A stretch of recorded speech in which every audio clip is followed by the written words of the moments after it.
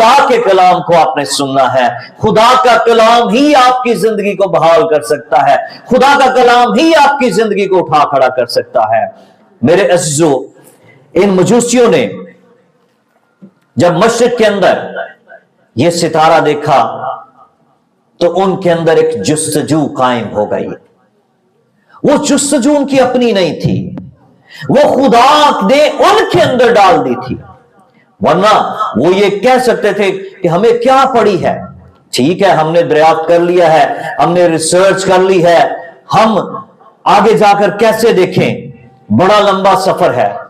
और हिस्ट्री, रिवायत ये बयान करती है कि ये जो मजूसी थे फारस, मौजूदा ईरान, हिंदुस्तान और अरब से थे। वो इतनी दूर से चले और उस वक्त कोई ट्रेन, कोई हवाई जहाज नहीं था।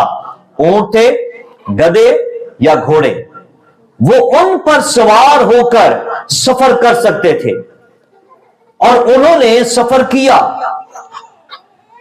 रेतला मैदान है, संगलाख पहाड़ियां हैं और पथरीले रास्ते हैं, उन्होंने उसकी परवाह नहीं की।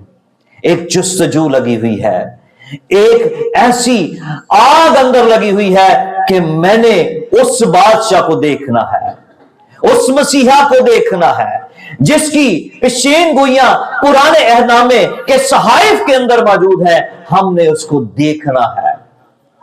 क्या आज मेरे और आपके अंदर वो जुस्तजू है? क्या मेरे और आपके अंदर वो आग है कि हम मसीहा से मुलाकात करना चाहते हैं, हम मसीहा से मिलना चाहते हैं, हम मसीहा की उस कुदरत को जानना चाहते हैं? क्या मेरे और आपके अंदर वो चीज है? बाज़ दफ़ा हम इसकी चीज की परवाह नहीं करते। वो मजूसी निकल पड़े, सैकड़ों मील का सफर तय करके वो आखिर को यरूशलेम पहुंच गए।